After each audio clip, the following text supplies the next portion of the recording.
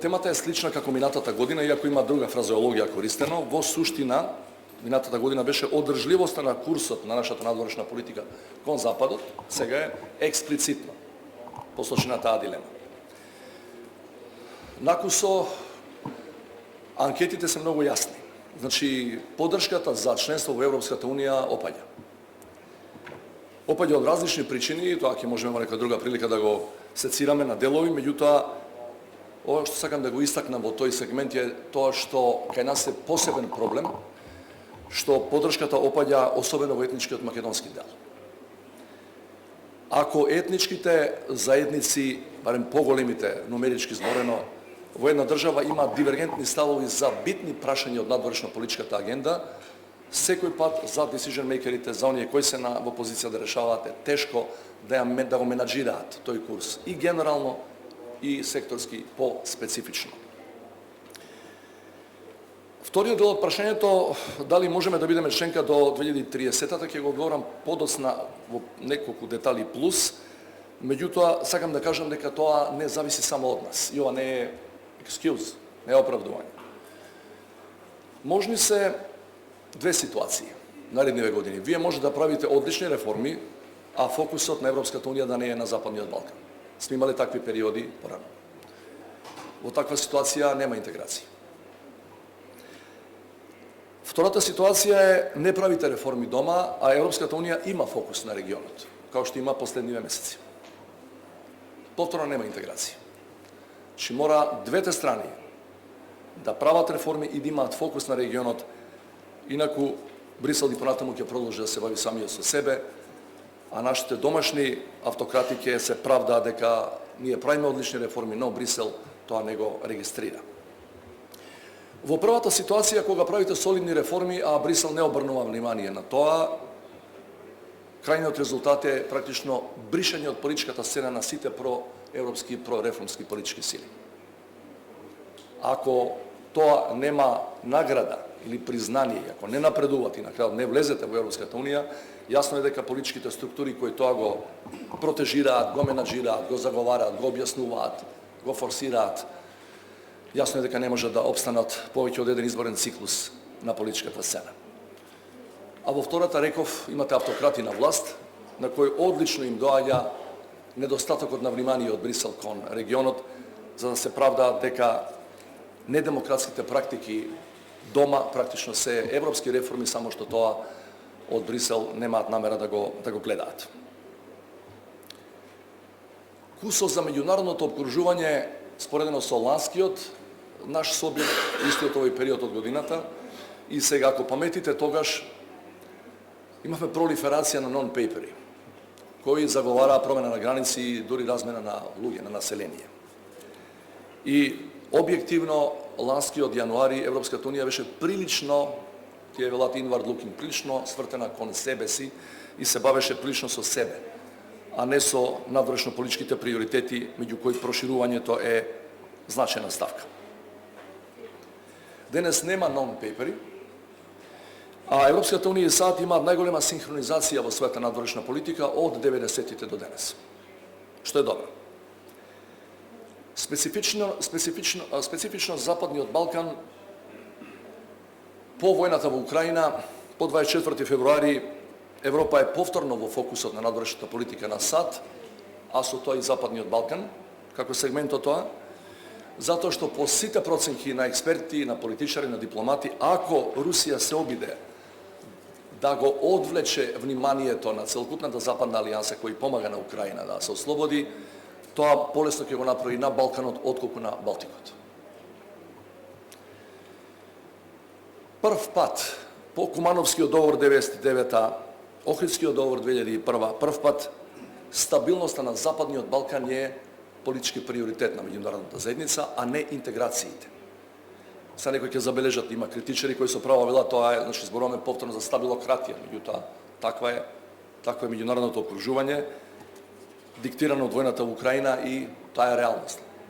Секој од нас треба да се прилагоди на тоа. Не значи дека не треба да правиме реформи за да се интегрираме, меѓутоа безбедносната компонента на Западниот Балкан се враќа на голема врата заради поширокото меѓународно окружување, значи со таков интензитет како што не е забележано по завршување на последните балкански војни во 90-тите од минатиот век.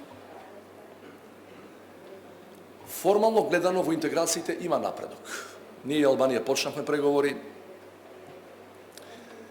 Босна со многу условувања доби кандидатски статус. Меѓутоа, прашањето големо е на кој ќе се вратам повторно на крајот на моето излагање, дали тоа е диктирано од ургентноста на ситуацијата во Украина или е потрајна определба на Европската Унија. Двата тензични дела кои со години се тоа се дефинирани како такви остануваат и понатаму, од време на време продуцираат тензии кои го афектираат и поширокиот регион, значи зборувам за Република Српска во рамки на Босна и Херцеговина и за северот на Република Косово. Таму и минатата година и предминатата година реков, иако некој забележува дека тоа не е моја работа, меѓутоа реков, морам да кажам и да се обидам да предвидувам, бидејќи тоа што се случува на северот од нас или во регионот не афектира и нас повеќе или помалку, бидејќи стабилноста и безбедност и просперитетот се испреплетени во регионот.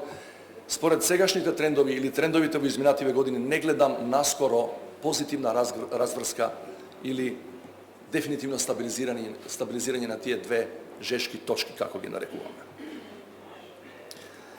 Пандемијата до лани, а од 24 февруари минатата година до денес и војната во Украина само ги изостија, ги направија полоши трите најголеми проблеми во регионот и се разбира кај нас во Македонија. Тие се сиромаштија, невработеност и масовната емиграција. Кај индикаторите за демократија и за борба против корупција исто нема напредок, кај нас во Македонија има значаен напредок, меѓутоа на ниво на регион просечната оценка покажува дека нема напредок. Посебен проблем предизвикан кај нас и во регионот и во Северна Македонија е тоа што бележиме практично експлозија на кампањи за дезинформирање и на конспиративни теории кои ги имавме претходно, но сега се на поголем степен изразени. Што е проблемот и кај нас и во регионот, што овие конспиративни теории и дезинформациони кампањи за жал ги следат прилично прецизно етничките линии. Во овој дел постои една подспецифика, да ја наречам на таков начин.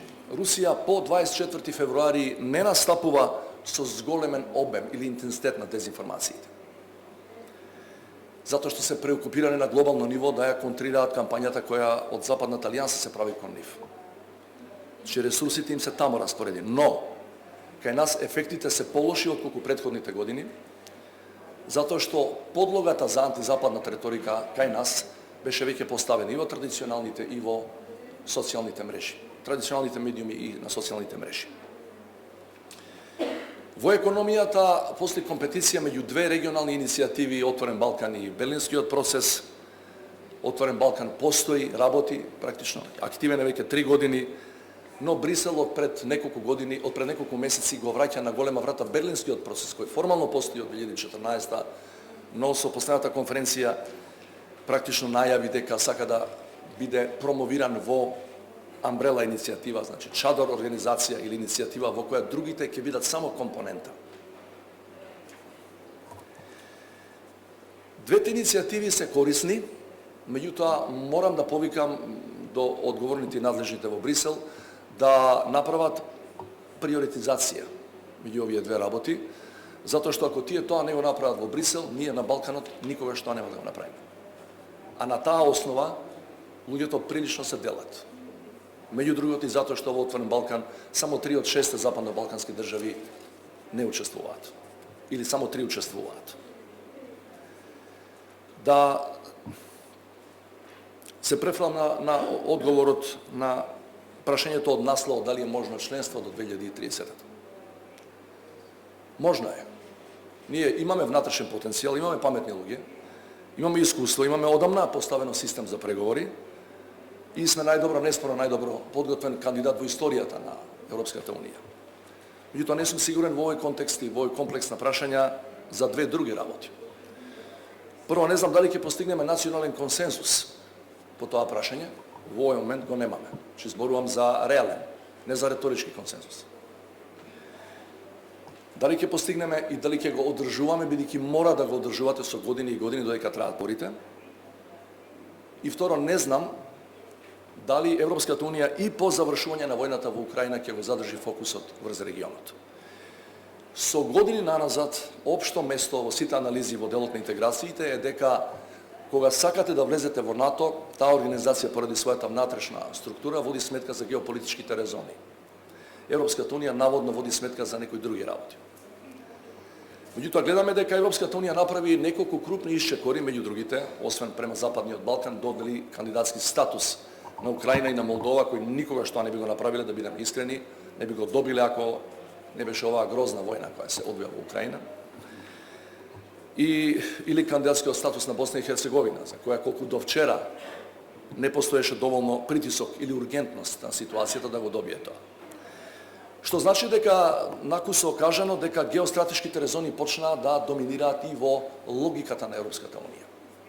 Ако е тоа точно, а ја тоа така го гледам, прашувам, кога ќе заврши војната во Украина, дај Боже денес да заврши, дали тие геостратешки резони ќе исчезнат и Европската Унија ќе се врати на својот стандарден вокабулар и политичка агенда во однос на интеграциите.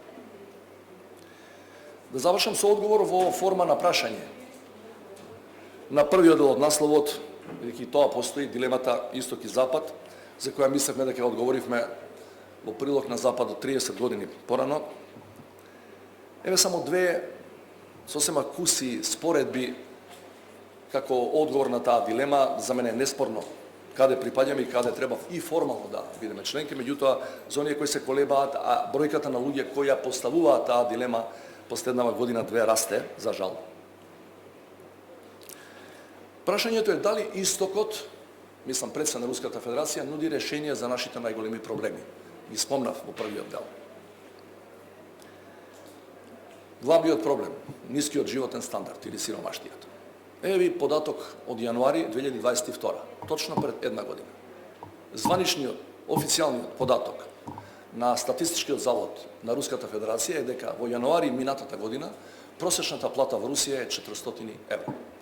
Ние во тој момент официјално имаме просек од 440 евро. За која алтернатива збориме? Збориме за најгорливите животни проблеми на граѓаните. Збориме за виша политика. Од делот на корупцијата. Последниот извештај на Транспарентност International ја класификува Русија на 136-то место од 180 држави кои се мерени, кои се анализирани. Ние сме на 87-то место.